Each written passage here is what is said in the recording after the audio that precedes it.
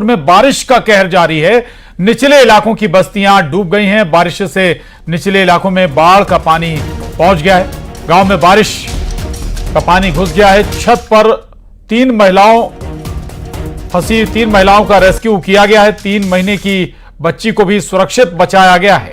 तो ये तस्वीरें देखिए आप, बिलासपुर से ये तस्वीरें सामने आई हैं जहां बाढ़ का पानी गांव में घुस गया है और कई गांव या कहें कि जो कई घर हैं वो पानी में डूबे हुए हैं। इसके बाद एक घर की छत पर फंसे महिलाओं को रेस्क्यू किया गया है। इसमें एक बच्ची को भी रेस्क्यू किया गया है। कई बस्तियां पानी में जलमग्न हो गई हैं और जो लोग फंसे हुए उन्हें रेस्क्यू किया जा रहा है प्रशासन की ओर से। ये देखिए आप तस्वीरें, पुलिस और प्रशासन लगातार जो लोग फंसे हुए उन्हें रेस्क्यू कर रहे हैं। पुलिसकर्मी एक मासूम बच्ची को रेस्क्यू कर सुरक्षित जगह पर लाता था। उमेश मौर्य हमारे साथ जुड़ गए हैं और जानकारी के साथ। उमेश, बारिश लगातार कहर बरपा रही है। जो लोग फंसे हुए थे छत पर सभी सुरक्षित निकाल लिए गए हैं। बिल्कुल प्रशांत जी, देखिए तीनों जो महिलाएं हैं उनको और 3 माह की जो बच्ची है उनको रेस्क्यू कर छत से उतार लिया गया है। क्योंकि जिले में लगातार 24 घंटे से रुक रुक कर जो तेज बारिश हो रही है उसका असर अब चूंकि देखने को मिलने लगा है। नदी नाले उफान पर है और जो रतनपुर थाना क्षेत्र के जो बगदेवा गांव की बात कह रहे हैं जहां पर ये 3 महिलाएं जो फंसी थी, ये बताया जा रहा है कि बगदेवा जो नाला है वो उफान पर है। चूंकि नाले के किनारे जो बसे गाँव है वहां पर नाले का पानी घुस गया, जिसकी वजह से लोगों ने बाढ़ के से बचने के लिए छत का सहारा लिया। चूंकि जो बारिश का पानी है वो लगातार बढ़ता जा रहा है और छत तक पहुंच गया था। चूंकि 112 डायल 112 को सूचना दिया गया, मौके पर जो है डायल 112 की टीम पहुंची है और सुरक्षित तीनों महिलाओं और 3 माह की बच्ची को रेस्क्यू कर लिया गया। इसके साथ ही उन लोगों को सुरक्षित जगह में भी व्यवस्थित किया जा रहा है। जी बिल्कुल, आसपास बस्ती नजर आ रही है, तमाम घर नजर आ रहे हैं। कोई और तो नहीं फंसा अब इस पानी में? उमेश, नाला है वहां पर 8 मकान है, जिसमें 3 मकान में तो पूरी तरीके से पानी घुस गया था। स्थिति यह है कि वो जो बारिश का पानी है छत तक पहुंच गया था। बाकी जो बचे हुए गांव है वहां पर लगातार बाढ़ का जो पानी है वो भरता जा रहा है। क्योंकि ये कहा जा रहा है कि लगातार 24 घंटे जो बारिश हो रही है तो निश्चित रूप से जो बाढ़ है वो अब निचली बस्तियों पर उसका असर जो है वो देखने को मिलेगा। फिलहाल जिला प्रशासन ने पहले ही बाढ़ से नियंत्रण करने के लिए जो यहाँ पर टीम बनाई हुई है, रेस्क्यू टीम गठित की गई है, उसको अब अलर्ट कर दिया गया है क्योंकि लगातार 24 घंटे से बारिश हो रही है। जी शुक्रिया उमेश आपका इस पूरी जानकारी के लिए, धन्यवाद। और अब खबर मध्य प्रदेश के ओरछा से, जहां मछली पकड़ने गए 5 युवक नदी में फंस गए। जामनी नदी का पानी अचानक बढ़ने से युवक मझधार में फंस गए। लगातार जामनी नदी का जलस्तर बढ़ रहा है। नदी के बीच टापू पर 5 युवक फंसे हुए हैं। एसडीआरएफ की टीम का इंतजार है इन्हें वहां से सुरक्षित निकालने के लिए। तो ये देख सकते हैं आप, जामनी नदी का जो जलस्तर है वो लगातार बढ़ रहा है और टापू पर ये गए थे मछली पकड़ने के लिए और अब जलस्तर बढ़ने के बाद 5 लोग इस टापू पर फंसे हुए हैं। बताया जा रहा है एसडीआरएफ को सूचना दे दी गई है, लेकिन एसडीआरएफ की टीम अभी यहां पहुंची नहीं है इन्हें रेस्क्यू करने के लिए। एक्सक्लूसिव तस्वीरें हैं ये ओरछा से। और ओरछा से हृदेश तिवारी हमारे साथ जुड़ गए हैं जानकारी के साथ। हृदेश, एसडीआरएफ को सूचना दे दी गई है क्या, और क्या अभी जानकारी मिल पा रही, कब तक रेस्क्यू संभव है? देखिए प्रशांत, ये जो 5 लोग हैं ये मछली पकड़ने के लिए वहां पर गए हुए थे। जिस समय वो गए थे तब जो जलस्तर है वो इतना ज्यादा उसका नहीं था, लेकिन जब धीरे धीरे ये चूंकि जो तेज बहाव की नदी जामनी जानी जाती है, तो जैसे ही वो लोग वहां गए उसके तुरंत थोड़ी देर बाद जल स्तर एकदम से बढ़ गया और वो एक टापू नुमा जगह पे वो घिर गए।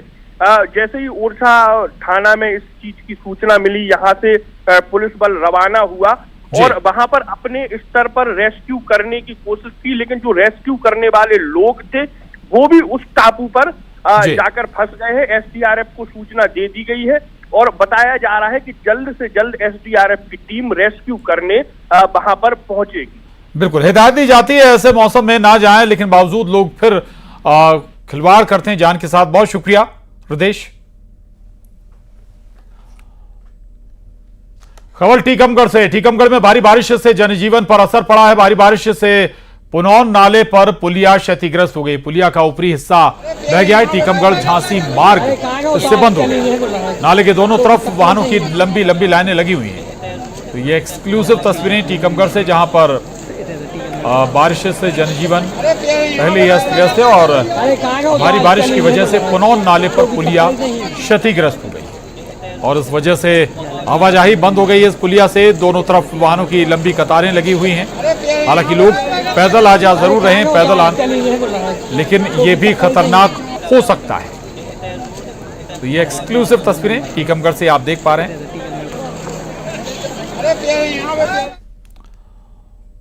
और बात बालोद की। बालोद में सड़क हादसा हो गया। सड़क हादसे का सीसीटीवी फुटेज आया है और कार ने स्कूटी को टक्कर मार दी। हादसे में युवती घायल हो गई है।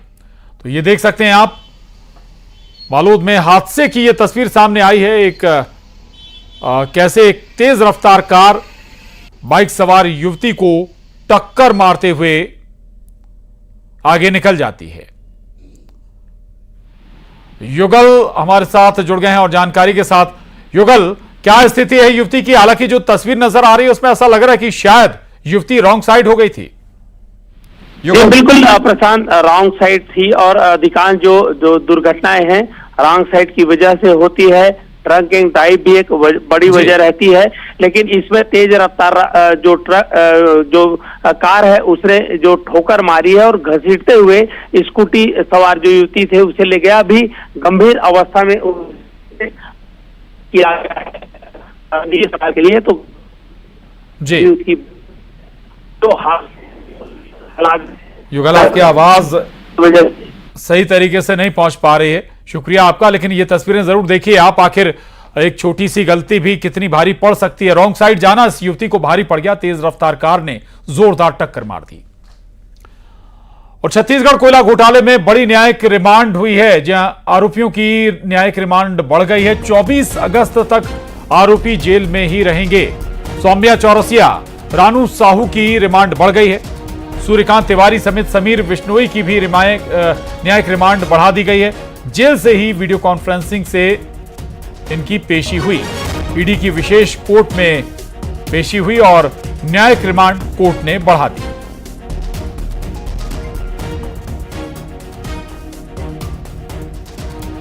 तो कोयला घोटाले का यह मामला था और इस मामले में जो मुख्य आरोपी हैं उनकी न्यायिक रिमांड बढ़ा दी गई है।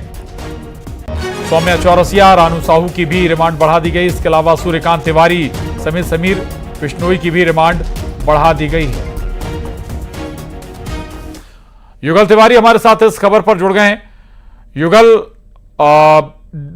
रिमांड एक बार फिर बढ़ गई है कोयला घोटालों से जुड़े आरोपियों की, क्या डिटेल? और जी प्रशांत, देखिए लंबे समय से जेल में बंद है कोल स्कीम के मामले को लेकर के, और चूंकि आज पुलिस के अधिकारी कर्मचारियों की ड्यूटी धरना प्रदर्शन में एक बड़ा प्रदर्शन था, इसलिए लगाई गई थी। तो सुरक्षा के लिहाज से जेल से यहाँ तक ला पाने में पुलिस ने असमर्थता जताई और उसके बाद वीडियो कॉन्फ्रेंसिंग के माध्यम से विशेष कोर्ट ने इस मामले की सुनवाई की है और पेशी भी हुई है। उसके बाद रिमांड की अवधि और 24 तारीख तक की बढ़ा दी गई है।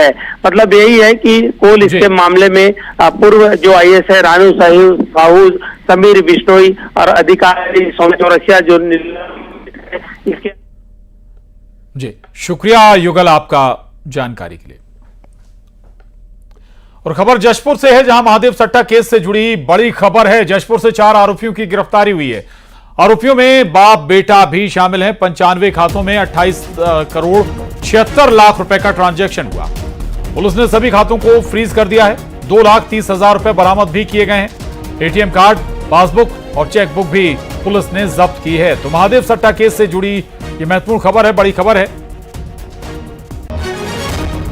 बैंक अकाउंट के 95 खातों के माध्यम से और 124 एटीएम इनके पास से जब्त किया गया और 28 करोड़ 75 लाख 99 हज़ार रुपये का ट्रांजैक्शन उसमें मिला है। इनके पास से 2,30,000 रुपये नगद भी जब्त किए हैं। एटीएम कार्ड, ये सारी चीज़ों को जब्त किया गया है। बड़ी संख्या में जो खाते थे, जो बीच की कड़ी थे महादेव ऐप के, उन लोगों को एटीएम कार्ड और पिन नंबर दे दिया गया और वो लोग वहाँ बैठकर इनके खातों को संचालन कर रहे थे और अवैध रूप से यहाँ पे पैसों का आवागमन हो रहा था। इनके खिलाफ में 420-34 पुलिस एक्ट के तहत मामला पंजीबद्ध किया गया है। 4 आरोपी गिरफ्तार हैं।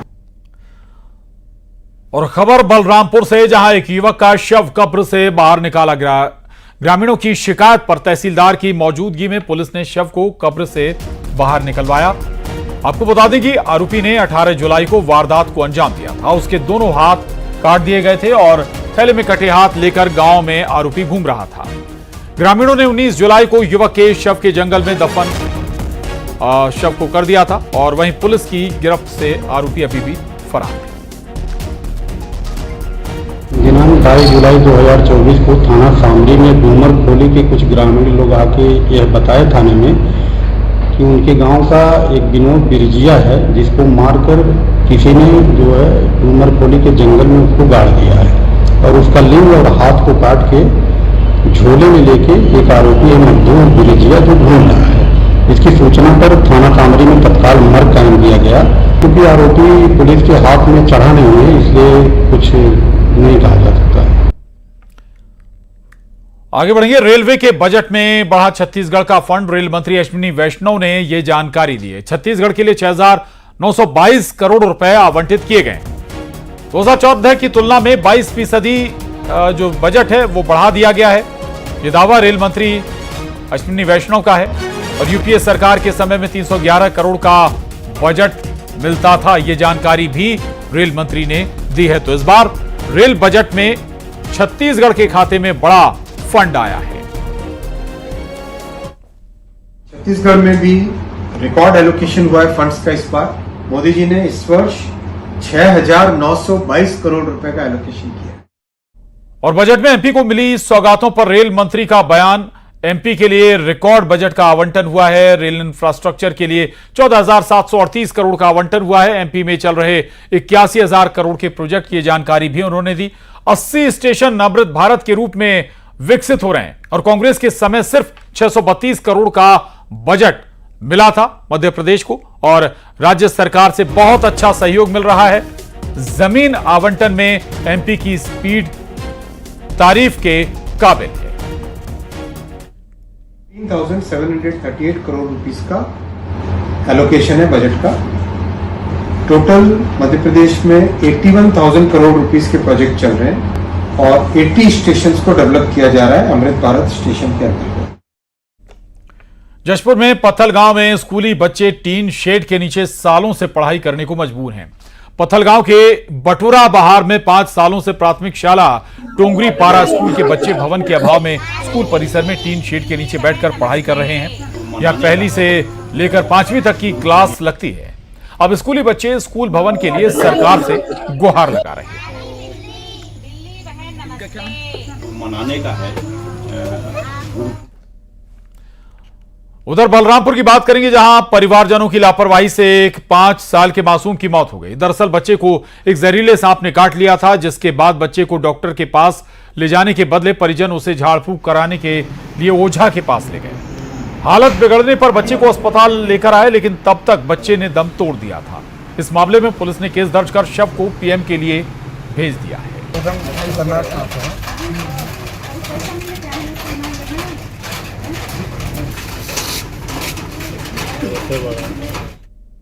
सत्येंद्र कुमार कोरवा करके 5 साल का कोई बच्चा था। ऐसा इनके परिजनों का कहना है कि सांप काटने से इसकी मृत्यु हुई है और इनका कथन ये भी है कि वो झाड़ फूंक कराने चले गए थे, अस्पताल तक नहीं पहुंच पाए थे। अस्पताल जब आए तो बच्चा मृत हो चुका था। उसका पोस्टमार्टम किया गया है। प्रथम दृष्टि में ऐसा कुछ देखने को नहीं मिला कि सांप की वजह से मृत्यु हुई है। ड्यूटी डॉक्टर ने उनका पोस्टमार्टम करके ऑर्गन्स वगैरह प्रिजर्व करके फॉरेंसिक जांच के लिए भेजा है। मृत्यु का सही कारण फॉरेंसिक जांच आने के बाद और पीएम रिपोर्ट आने के बाद पता चला। और बात करेंगे जशपुर के पत्थल गांव की, जहां ग्रामीण कुएं का मटमैला पानी पीने के लिए मजबूर हैं। बता दें कि पंडरी पानी में सैकड़ों लोग ढोढ़ी का गंदा पानी पी रहे हैं। दूषित पानी पीने से न केवल ग्रामीणों में गंभीर बीमारियां फैल रही हैं, बल्कि पानी के लिए कई किलोमीटर का सफर भी ग्रामीणों को करना पड़ता है। ग्रामीणों ने सरपंच सचिव से लेकर कलेक्टर तक फरियाद लगाई।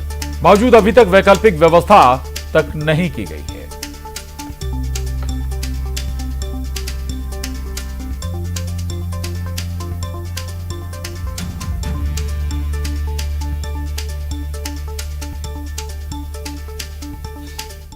घर के पास भी हैंडपंप है, वो भी खराब पड़ा हुआ है और अगल बगल में साधन नहीं है।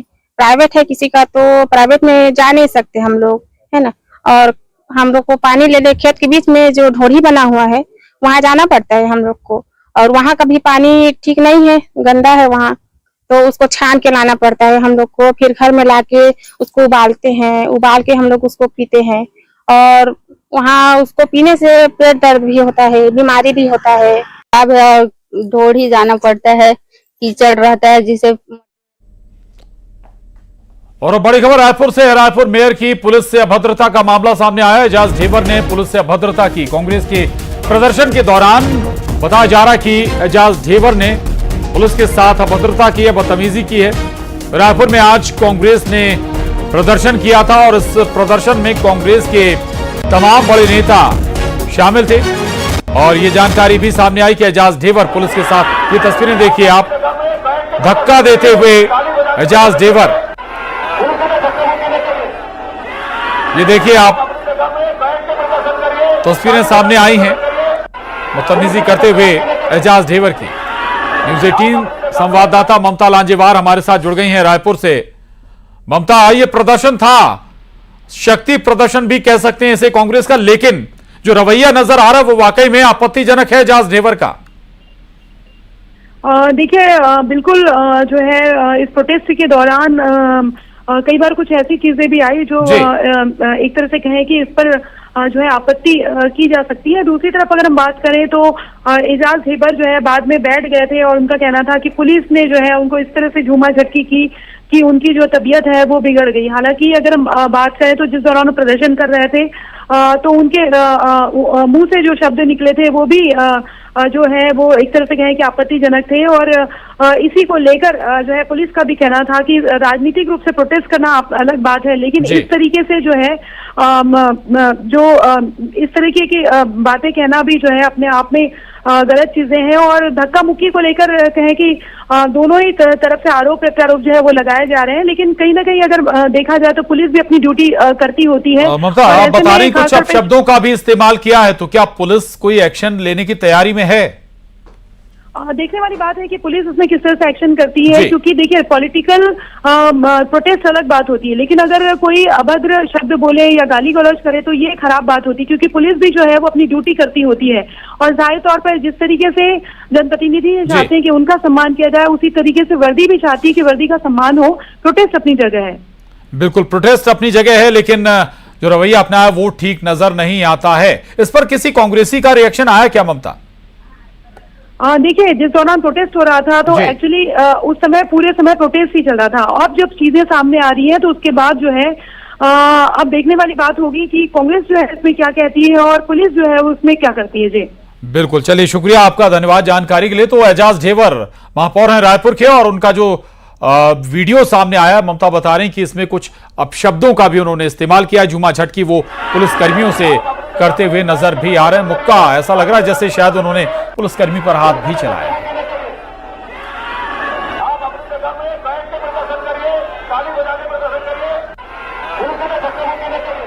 तो ये वीडियो देख रहे हैं आप एजाज ढेबर का। एजाज ढेबर रायपुर के महापौर हैं और पुलिस से अभद्रता की ये तस्वीर एजाज ढेबर की। और अब बात करेंगे धमतरी की, जहां नगर पंचायत आमदी में परिसीमन का विरोध शुरू हो गया है। वार्ड क्रमांक 2 के वार्ड वासियों ने इसे लेकर सड़क पर विरोध जताया। लोगों का कहना है कि वार्ड 2 और 3 के परिसीमन को पहले जैसा ही रखा जाए। जनगणना परिसीमन टीम द्वारा वार्डों का निरीक्षण किए बिना ही परिसीमन किया जा रहा है।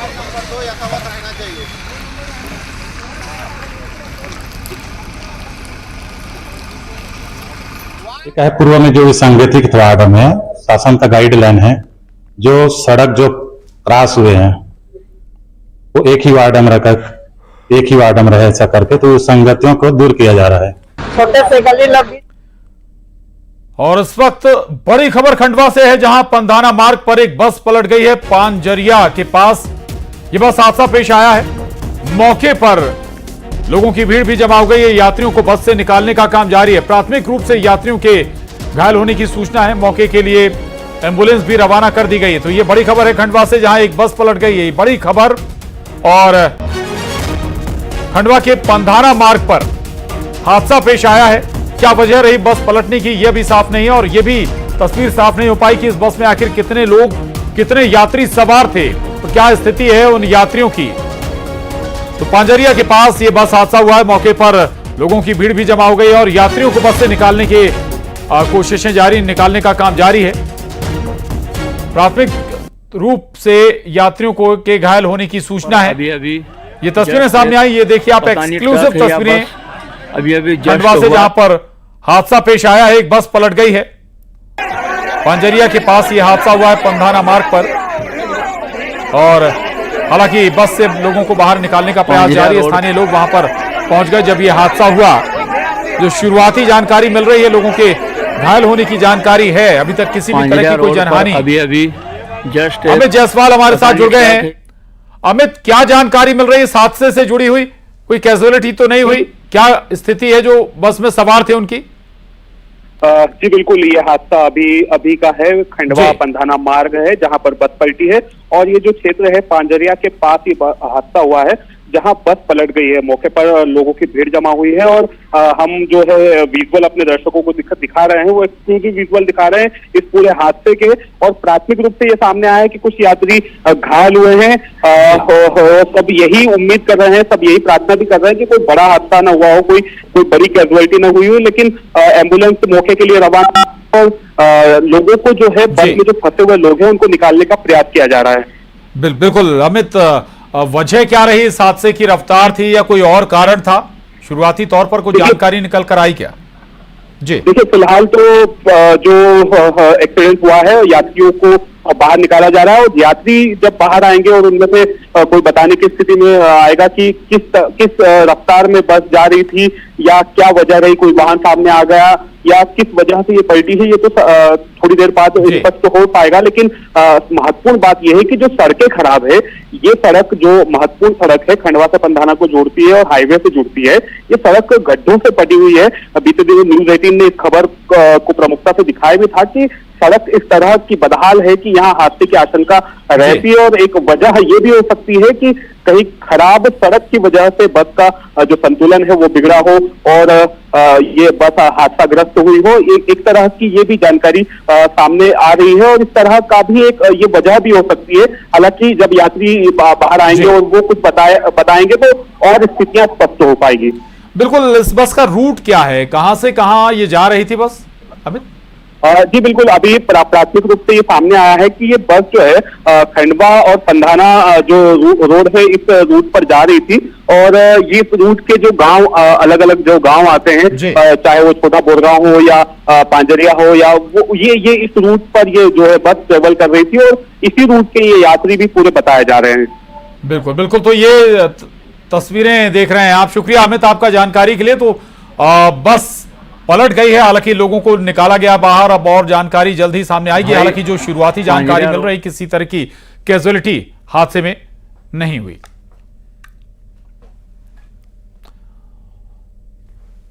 और देखिए खबरों का 2020।